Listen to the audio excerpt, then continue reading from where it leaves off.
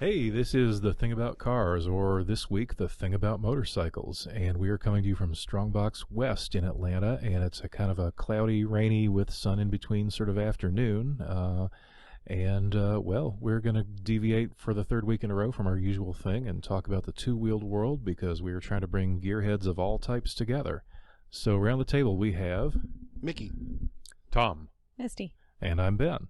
So, Tom, you said that the Motorcycle Safety Foundation has bikes that you can use. You can come take the course. You don't even need to have a bike. No, you don't. In typically all the courses, the training course will supply the bikes. They're typically smaller. They by the MSF standards, they have to be 500 cc's or under. So in our Georgia State courses, they're anything from a 125 to a 250 cc. Harley Davidson does a number of courses around the state, and they use their Street 500 bike as well. But yeah, the bike is supplied for you. And these are all older bikes. They can be. The Harley Davidson course, the Street 500s are fairly new. Some of the bikes we use are Suzuki TU 250s, which are fuel injected, fairly new. Those are nice. We use some older Honda CB 125s or 150s that are, you could call them vintage. Yeah. The last time I took the course was on one of those TU 250s, and I really liked it. It was too small for me to consider, owning. Just didn't have the leg room, but other than that, I liked it. That was a nice little bike. So, go ahead. No, it is. That's a fun bike to ride. Yeah. Yep. I'm afraid that I would go there and the smaller bike would look at me and just give up. I'm not a small person. So we have bikes of all size. So Yeah. typically, we'll look at the students and we size them up to an appropriate bike as much as we can. Very cool. So what is it that you guys notice that separates an older bike from a newer bike besides, I don't know, engine sizes and things like that? I mean, I know that's not dependent upon age, but how has biking creature comforts changed over the last 10 to 20 years? Well, I have a radio. I have heated seats. I have everything that you would see in a normal car, like the electrical information, like your tire pressure, your oil range, all of that. I have all of that in my bike. Now, I know some bikes don't have that, but I mean, some of them even have the heated handlebars, the grips are heated. I mean, those are the extra things that you can put on. But You're also seeing, probably the biggest difference is reliability. It's rare to find a bad bike these days. They're very good. Fuel injected. There are just a handful of carbureted bikes these days. Hopefully they'll die soon. We won't deal with carburetors anymore. Which reminds me of a joke that I've heard, which is how come Harley doesn't make computers? Why not? They can't figure out how to give one an oil leak. Does market spot. Right. Which is not fair to Harley because they've completely No. fixed those problems. And the first time I heard that joke, it was, why don't the British make computers, with the same punchline? But Right. Anyway, so. But, so again, on safe side, you've got ABS that's in a lot of bikes now. It's mandatory in Europe, so we're getting the benefit of that. But the creature comfort. So I have a BMW bike. I own it because I do like the creature comforts. I used to have bikes that didn't have anything. So yes, I have heated grips. I have a heated seat. I have plug-ins for my heated jacket. I ride year round. I also have a GPS. I have a communication setup for my helmet. I've got an LCD display. So it's, got all the whiz bang. It brings up, the BMW thing of where's the cappuccino maker on it. yeah, same here. I mean, it has all the bells and whistles that most people would be like, how do you know when you need your oil changed, or how do you know what your It tells me. Yeah, what your engine heat is. I mean, it tells you everything. Ben, you were about to say? Oh, not really, but no, mine's got ABS and traction control and most of the same stuff that's already been mentioned. So the safety features that cars are enjoying are certainly showing up on bikes. But oh, yes. But like, again, going back to some of the other creature comforts we've mentioned, like heated seats and LCD screens, isn't that a distraction from riding? Not really. No. No, you don't. it allows you to enjoy it more. So I know some riders that, if it's under 50 degrees, they don't go riding. Here in Georgia, we've got the ability, it's rare that we have ice on the road, so you can ride year round. But the other thing that's really come into bikes is the suspension, electronic suspension. Oh, yes. Mine has that. Finding its way into many more manufacturers, many more bikes. You change it on the fly. I love that feature. I use it all the time. Is that the magnetic resistance thing that?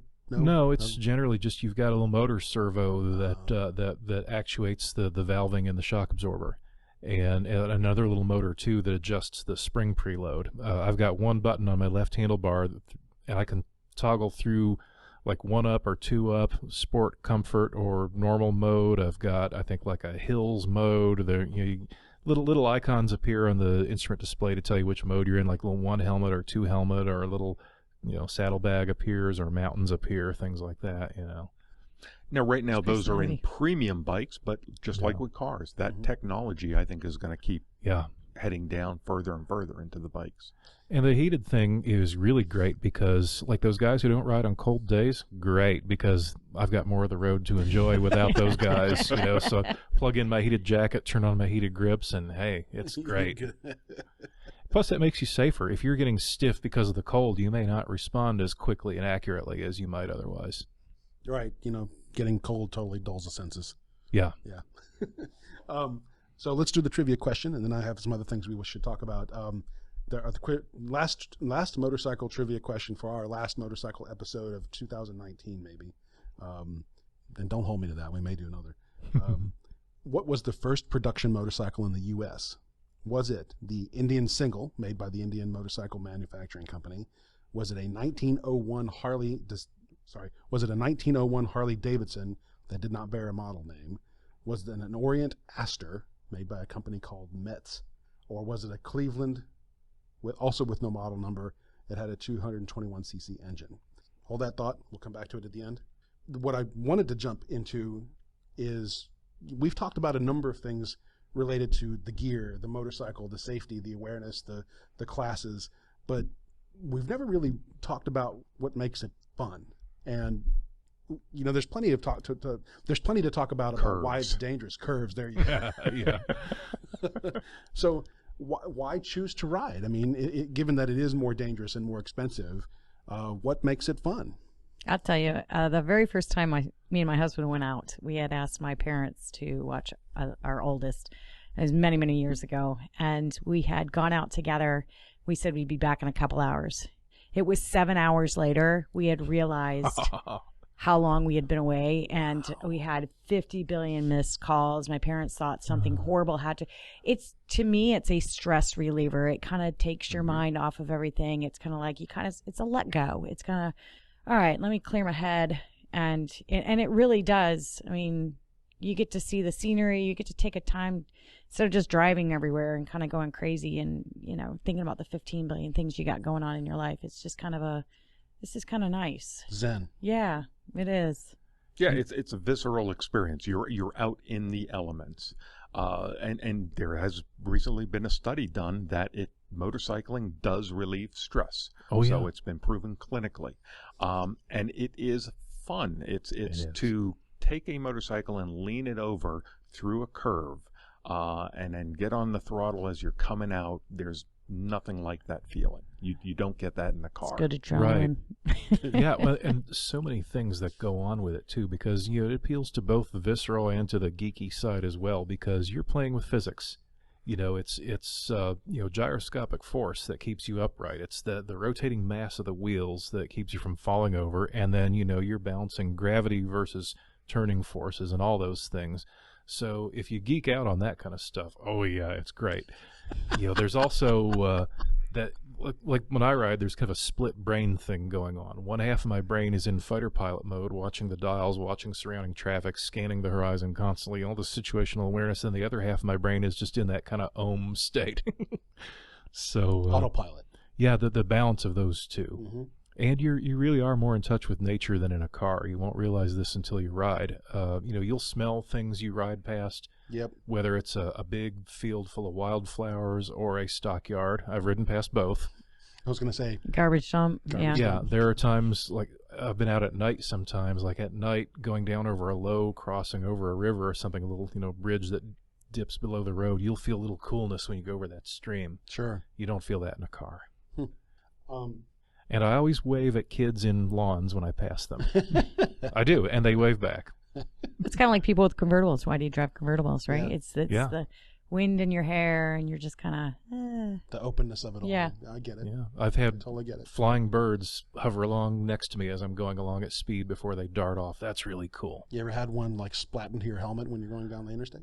Not on the interstate, but on a state highway in Oklahoma, I did get hit by a bird in the helmet once. I didn't get a good look at it. It looked like maybe the size of a large pigeon or something. It came from one side of my peripheral vision, whacked me on the temple. I rocked back in the seat pretty sharp. I didn't lose grip on the bar, but I was knocked back pretty good, and I stopped and pulled over as soon as I could, and I didn't see a bird lying there, so he must have kept going. Let's hope he kept going anyway. Yeah. But, bugs, yeah, and it never fails. As soon as you clean the face shield on your helmet, pull back out on the road, you'll see this big black June bug or something spiraling Yeah. through the slipstream, and he'll go wham right in the middle of your face shield where you can't pretend or look around the guts. And a bumblebee at 60 miles an hour into the forehead will snap your head back a bit. What? Oh, yeah. Yes. Oh, yeah. Well, and this brings up another thing. When I was shopping for my first helmet, there's this motorcycle dealer in Texas somewhere. That's where I started riding. I'm on one side of this big aisle of helmets, and I hear these guys talking on the other side. And one of them said, a June bug in your eye at 90 miles an hour kind of stings. And this is why I love my helmet. It's not just to keep you from busting your brains on the ground when Sure. the worst happens. It protects you from so many other little mundane things. Yep. Bugs. I've had sand fly up. Rocks. Rain, yeah, it'll keep you warm in the winter, and it'll keep you from getting, heat burned in the summer, and But it is, it's just fun. So Yeah. bugs can be, I've had bees in my jacket. I've had bees Oh, yeah. go into my helmet. uh-huh. It's part of the These do experience. not sound like fun things. Well, it's a story. It becomes a story, It does. and it's something you would not have experienced elsewhere. Right. Yeah. When you have that, you're doing 60 miles an hour, and you feel that bee stinging you in the stomach. Oh, yeah. And you're having that battle with it, and you can't pull over because there's traffic all around Yeah, you. just- It's man versus nature. Screaming out the pain until it's safe to stop, and I had that once with a passenger in the back who wondered, if I was having some kind of medical issue. I'm like, no, it's just a sting, but and two, also, yeah, the stories, like Tom said, you wind up having this sort of big long library in your head of the places you've been, the rides, the stuff that happened along the way, and the social things that come from that. The people connection is great. When I started riding, I had no idea how much community I was stepping into. I thought I was getting a mechanical toy. Turns out I've now made friends with hundreds of riders around the world. Mm-hmm. Knowing those people has changed my life absolutely, and for the better. And just the things that when you're traveling, say you're taking a big long trip on your bike, you may be 5 states from home. You pull over for gas, somebody sees your license plate, they want to talk to you. Sure. You rode that thing all the way from Georgia or wherever, and things like that. They'll give you recommendations to say, oh, well, while you're here, check out Moe's Cafe down there, best burger in town. Misty's nodding throughout. Yeah. I'm like, yeah. It is true. Mhm. Yeah. So, which leads me to my next question. What are your favorite rides? Where have you been that you remember that was rather memorable to you?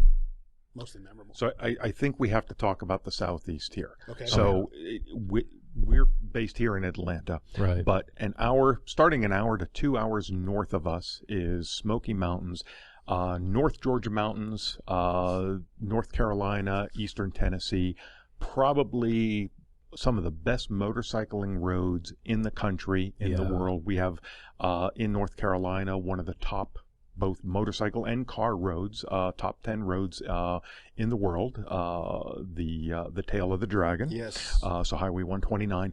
But beyond that, just the sheer number of mountain riding roads within a couple-hour drive of Atlanta Yes. is fantastic. Oh, absolutely. Curves. Curves. Yes. Lots and lots of curves. Or as we describe it, you'll see the phrase twisties. So Yeah. you're going up to the mountain, you're going to hit the twisties. And it's not just left, right, it's up, down, too. Okay. Because it's 3 dimensions. I've scraped a peg in some places where I'm leaned over, but I'm also going uphill, and that's a whole additional level of challenge for the rider's brain. Because if you're on perfectly level ground, the physics of cornering are fairly consistent. But going uphill or downhill, you got different things to think about. If you're doing uphill twisties, you can say leave it in third and just stay on the power and lean through. But if you're in downhill twisties, gravity's working against you or pulling you further down. You've got to think a little harder about your entry speeds and such. And that's the other piece of it. You're more engaged to a motorcycle when you're riding. So yes, there are some automatic bikes these days. It's a whole other story, but you're shifting. You have to pick your position as to where the bike is in the lane for that particular curve. What's your entry speed? Where are you gonna push? How much lean angle do you have? What's the conditions of the road? What gear are you in? All those come into play. It sounds complicated, but that's the fun of it. You're connected to the bike. You're connected to the road. And once you get, it's like being a European driver. I've also heard described as aviation on a low budget. Well, you're moving rapidly through the air, and you're banking your turns basically. Sure. So, right. 2-dimensional flying or 2.5-dimensional. Yes. But this is very cool. Thank you. It's been a great education to me. So you've mentioned Tail of the Dragon, but personally speaking, besides, Tail of the Dragon has quite a reputation even amongst 4-wheel drivers. I prefer to avoid it myself. Where else do you like to go? Helen and Hiawassee have got amazing. Those mountains over there are great. Really? But don't actually go through Helen, because don't that'll go. be the Try to go around. 20 minutes of your life. Yeah. The slowest mile of your life. I have taken 20 minutes to get the mile through Helen sometimes, just because of the traffic it attracts. But yeah, all these mountain roads around here, and if you get a little further, say you get the chance to really travel, and that's fun. I've ridden in Canada. That was great. It wasn't really that twisty, but the difference of landscape was fabulous. There are really twisty places up there. I had tires put on in Canada on one of those trips. It's funny because the guy saw the Georgia plate on the bike. He says, "Oh, you're out doing a little touring, eh?" I said, "Yeah, just a little." I've ridden in Colorado. Oh my God. Really? Yeah. There's some roads in Colorado that should be on everybody's list. I guess I shouldn't be surprised, but Colorado is largely flat until you actually get to the Rockies. Yeah, the eastern third of it's pretty flat, but Yeah. once you get west of I-25, it's all mountain and it's all fun. Yeah. That's great. The hill country in Texas is some nice riding. It's the one part of the state that has hills and curves and things like that. Follow the Appalachians all the way up to Maine and beyond. It's all good. And some people will say some of the flat places are fun too. Sure. Misty, what are your favorites? Helen's probably my favorite, but he's right. You gotta get into those mountains outside of Helen's downtown, because he's right. You could, depending on what's going on up there for the weekend, you could spend almost an hour getting through town, and you're like, okay, I just really wanted to hit it and run, and now I'm still sitting here sweating and dying and baking in the sun. Right. Tom, do you have any? I love the Georgia mountains and North Carolina mountains, so that's where 90% of my riding is. So to give you some of the most common roads, Blood Mountain, Highway 129, Wolfpen Gap, Highway 180, Highway 60 from Dahlonega up to Blue Ridge is considered the twistiest road in Georgia. No kidding. Huh. Then as you go up into North Carolina, you've got the Cherahalla Skyway connecting Tellico Plains, Tennessee to Robbinsville, North Carolina. There's no other roads up there. It's a fantastic road. You get up to about 6,000 feet. So that just is the tip of the iceberg. Then you can get on the Blue Ridge Parkway, and I've done that ride end to end. So start that off in North Carolina, take it all the way up into Virginia. I think it ends in Virginia. I've been on the Skyway at night in the rain. That's fun. I've been on it in the snow too, and 50-mile-an-hour gusts. Yeah, that wasn't so fun. Right. Yeah. A motorcycle in the snow with gusty winds. Yeah, and so I've been in snow a couple of times. Once was on the Cherahalla, so I mentioned it was goes up to about 6,000 feet there. This was in early April. Did this ride and got up to the top, and it was about 28 degrees and about 6 inches of snow on the ground. that didn't concern me more than the fog was in, and it was about maybe 100-foot visibility. So I was more worried about someone coming up and running into me than dealing with the snow. You just treat it like a off-road single track. You stay in a tire track, and you just kind of make your way down. You knew as soon as you got to lower elevation, the snow was going to go away. But as long as there's no ice, a bike will do fine in packed snow. It's ice that causes issues. Right. Jeez, can't even imagine. Yeah. Again, that's one of those, you think back, yes, it was a oh crap moment as I was going through it, but afterwards it became a story. It was an experience, something I had never experienced. The first time Misty doesn't want to experience it. that. No, and I can't even see that being not stressful. Well, the first time I would have been like, the first time I was up on the Cherahal at night, the cloud line came low, so I'm driving through cloud basically in places, and the cloud was so thick that I couldn't even see the road. All I could see was white that my headlight was making glow, and then the amber dots on the center line, the little reflectors coming out of the white. And to keep them coming the right direction, I had to stay below about 7 miles an hour, because that's how short the visibility was. And at one point I had to step off the bike for a moment and urinate all over the place. Well, no, that's another story. But I was about to shut it. I was about to shut it off. I said, "No, I'll never find it if I shut it off." So I left it running, left all the lights on, and was able to follow the noise and the glow through the cloud and get back to it. Oh my goodness! Wow. And everybody that rides has what we call a pucker factor. It happens. It's always going to happen to you. You'll learn from it, but those moments always occur. No matter how careful and well planned you are, you occasionally you'll have surprises. Sure, and no doubt. Yeah, they become your stories. They become part of your character. They become part of the experience that makes you a better rider. Oh, hey, we forgot to do our trivia question. The question was, what was the first production motorcycle in the U.S.? Was it the Indian Single, made by the Indian Motorcycle Manufacturing Company? Was it the 1901 Harley-Davidson with no model name? Was it the Orient Aster, made by the company Metz? Or was it the Cleveland with no model name again and had a 221cc engine? And the answer is, it was indeed the Orient Aster, built by Charles Metz in 1898 at his factory in Waltham, Massachusetts. Misty, Tom, thank you for joining us. This has been really educational for me, and I hope our listeners get a kick out of it. Any parting words? Just drive safe. Watch out for us. And Tom, can you point us towards the Motorcycle Safety Foundation one more time? Sure. So to learn any of your course or to pick up any course anywhere in the country, go to msf-usa.org. Excellent. Fantastic. Ben, how about you? Any parting wisdom? Oh, I just can't wait to take my next ride. And to the fans out there, I swear we will talk about cars again next week. And thank you to our listeners for joining us. I hope you found this subject matter as educational as I did. We always value your comments and questions that keep the show moving forward. And what else? I guess that's it. When are you going to buy a bike? When am I going to buy a bike? Yeah. I don't know. I have to talk to my wife about that.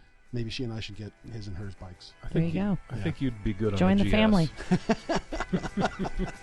If you have any, if our listeners have any advice on what kind of bike I should get into, drop us a line. Get a GS. Thanks as always. We'll see you guys in about a week. See ya. Thank you for listening. This has been The Thing About Cars. We'll see you on the road.